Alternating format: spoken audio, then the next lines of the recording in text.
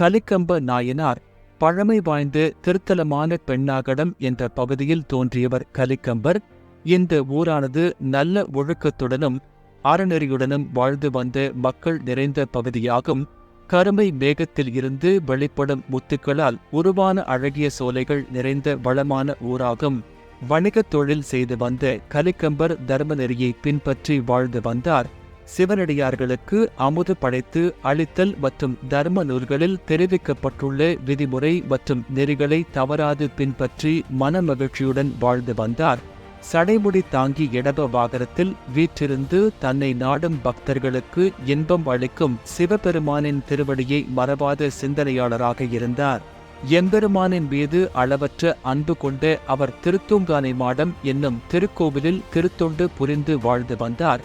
சிவனடியாரை சிவனாகவே கண்டு வணங்குதல் அன்றி சிவபெருமானின் அடியார்களை அளவற்ற அன்புடன் தன்னுடைய இல்லத்திற்கு அழைத்து வந்து இனிய கனி, கறி, நெய், பால், தயிர், தேன், சர்க்கரை முதலியவைகளுடன் உயர்ந்த உணவுகளை படைத்து அமுது செய்யும்படி உபசரிப்பார். இது மட்டுமல்லாது அடியார்கள் புரியும் திருத்தொண்டிற்காக அவர்களுக்கு தேவையான பொன் பொருள்களையும் மகிழ்ச்சியாக அவர்களுக்கு அளித்து வழங்குவார். அடியார்கள் விருப்பம் கொண்டு எது கேட்டாலும் அந்த பொருட்களை அவர்களுக்கு கொடுத்து அரிய தொண்டுகள் பலவற்றை செய்து வந்தார் கலிக்கம்பர். ஒருமுறை தன்னுடைய மாளிகையில் அமுது செய்வதற்காக அடியார்கள் பலரையும் அழைத்திருந்தார் கலிக்கம்பர். அவரின் அழைப்பை ஏற்றுக்கொண்டு ஏராளமான அடியார்கள் கலிக்கம்பரின் மாளிகைக்கு வருகை தந்தனர். எப்போதும் போல வந்திருந்த அனைத்து அடியார்களின் பாதங்களையும் பணிந்து இன்முகத்துடன் அவர்கள் அனைவரையும் உள்ளே அழைத்துச் சென்றார். கலிக்கம்ப நாயனாரின் மனைவியார் வீட்டை சுத்தம் செய்து அடியார்கள் உண்பதற்காக இனிய உணவுகளை முன்னதாகவே சமைத்து வைத்திருந்தார்.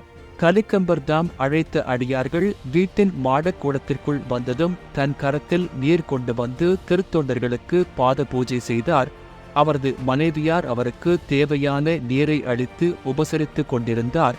அடியார்களின் எண்ணிக்கை அதிகமாக இருந்த போதிலும் எவ்விதமான தயக்கமும் இன்றி மனமு வந்து இந்த திருத்தொண்டை கணவனும் மனைவியும் செய்தனர்.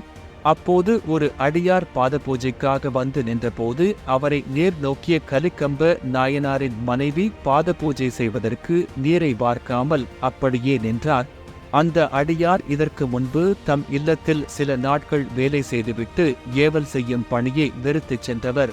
ஆனால் இன்று சிவனடியாராக மாறி அடியார்களுடன் கலந்து திருநீறு மற்றும் கண்டிகை புனைந்து கொண்டார்.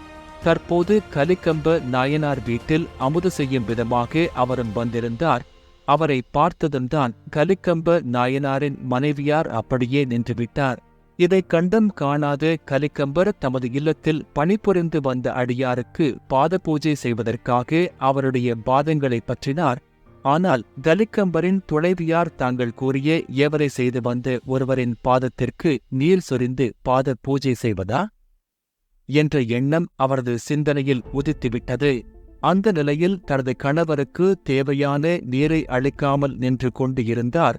தன் மனைவியின் எண்ணத்தை எவ்வித தாமதமும் இன்றி உணர்ந்து கொண்ட கலிக்கம்பர் அடியார்களின் முன்னிலைமை குறித்து எண்ணுவதும் அதன் காரணமாக அவர்களை வழிபடாமல் இருப்பதும் பிழை. யாவரே யாயினும் அடியார்கள் என்றால் வழிபடத்தக்கவரே ஆவார்கள். அடியார்களின் அடிமலர் மீது நீர் பார்க்க மறுப்பது குற்றமாகும் என்று கூறியவர் தன் மனைவி செய்த அந்த பிழைக்காக தனது வாளினால் அவரது கரங்களை துண்டித்தார். பின்னர் தாமே நீரை இறைத்து அந்த அடியாரின் அடிமலரை பூஜித்தார். அவர் அமுது செய்ய தாமே யாவும் படைத்து உபசரித்தார். இவ்வாறு அத்திருத்தொண்டினை தொடர்ந்து செய்து சிவபெருமானது திருவடிக்கீழ் அடியாருடன் கலந்தனர்.